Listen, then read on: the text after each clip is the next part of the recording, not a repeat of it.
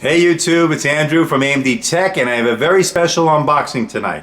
I have the dynaPad by Toshiba. That is right. I'm unboxing the dynaPad, a Surface 3 competitor that was recently announced and just released. Let's open this bad boy. Let's see what's in the box. Let's find out if this is a real Surface 3 competitor.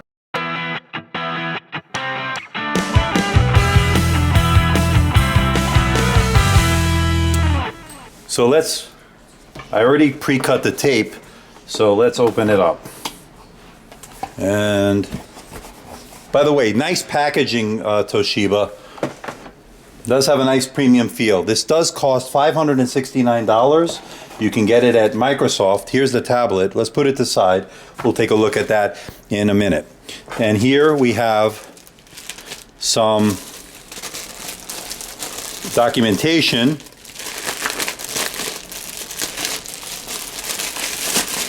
And inside we have, let's see, some Toshiba maximize your productivity by turning your tablet into a laptop. So it's talking about the keyboard, and I was not able to get it. I will try to get it very shortly, but I was not able to get it so far. Also, here is some quick start dynaPad documentation, some warranty information. Let's see what's underneath here. There's nothing else on that part.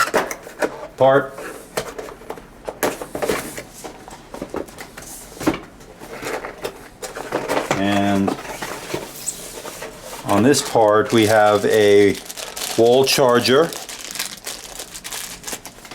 And it's your standard USB connection, wall charger.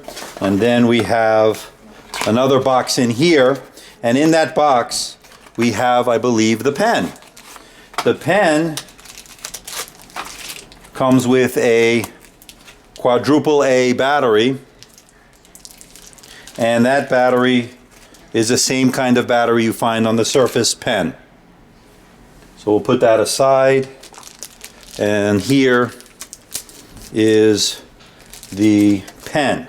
Now, the dynaPad comes with this. This is not an extra accessory. You do get it in the $569 that you do pay. And this unscrews. I think we put the pen together with the battery. If I know what I just did with the battery. Here it is.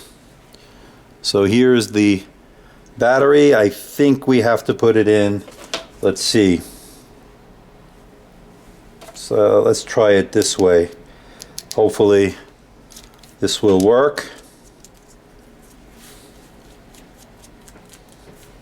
And it has a pen cap that goes on the other end when it's in use, and then you pop it in like that. So that's the pen. I'm looking forward to seeing the pressure sensitivity, taking notes with it, doing some sketches with it. Let's see how well this performs in comparison to the Surface Pen. We also get the USB charging cable, which looks like micro USB, so that's good. That's a very good feature because you want to be able to charge it. It could be a Type-C, I'm not sure. I think it is USB, just a regular micro USB, but we'll find out about that. And then let's put this box to the side and take a look at the tablet. So here's the tablet.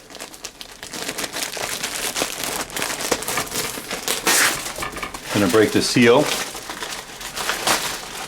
and pull it out. It comes in a cloth here, and there she is, the dynaPad by Toshiba. So let's take a look at this tablet. It's very light, very thin. It has a very nice premium feel. The back feels almost rubberized. It has a really, really nice grip to it.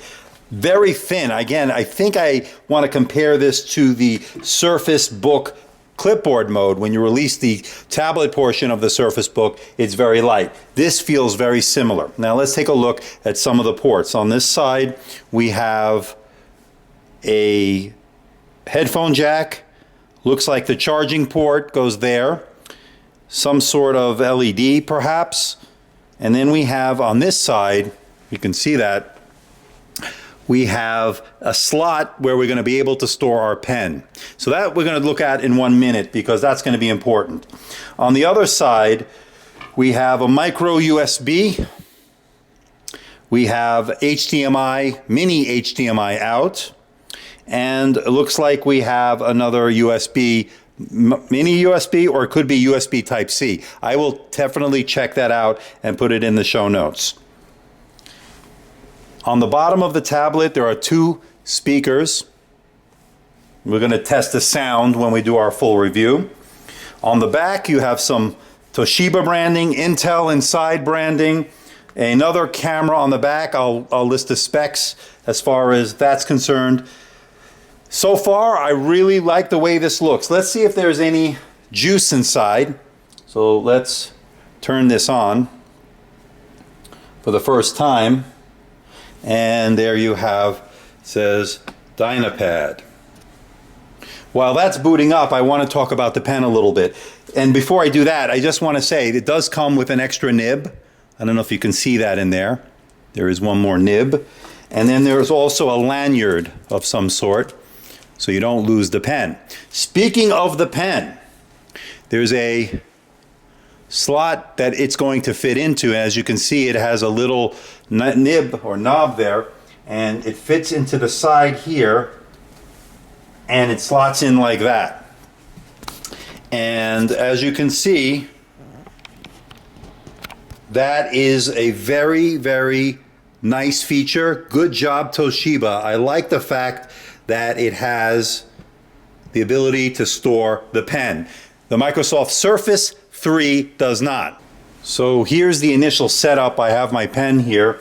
I'm going to hit next and accept. I'm going to put my network, excuse me for 1 moment as I put in my password.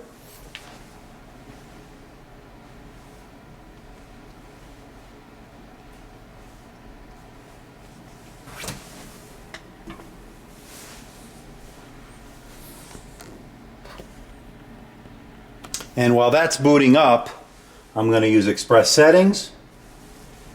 And I have to say, so far, I like the screen. So here we are, fully boot up, and I have to say the screen looks very, very sharp. I have it right now at 100% brightness. I don't know if I can do any kind of manipulation in terms of turning off any ambient light sensor. I don't know if it has one, but I have to say, so far, I'm very impressed. It has very sharp colors. It looks like it's a very vibrant screen. It is 1080p, like the Surface 3. It is running an X5 Cherry Trail processor, so it's very comparable to the Surface line, and the Surface 3 line to be specific. Now, as far as what I'm going to be testing, I'm going to look at battery life. I'm going to be looking at the screen, how it reacts with the pen, how the pen works. I want to compare it to the Surface Pen. And I really like the fact that this has a slot for the pen. Again, a nice touch because Microsoft really missed the boat. On the Surface, there's nowhere to store the pen. Now, I'm going to be putting it through its full paces. I'm going to be testing the screen out in very great detail, and I am really liking it so far. It looks really very responsive. So here we are with OneNote, the standard app that comes with Microsoft, not the one included with Microsoft Office. I'll be installing that later and testing that. This is the standard OneNote app you get in Windows 10 Store. And I'm really going to try to demonstrate this with my right hand. I'm a left-handed, but because of my setup, I'll have to use my right hand. And so far, I have to say, it feels great.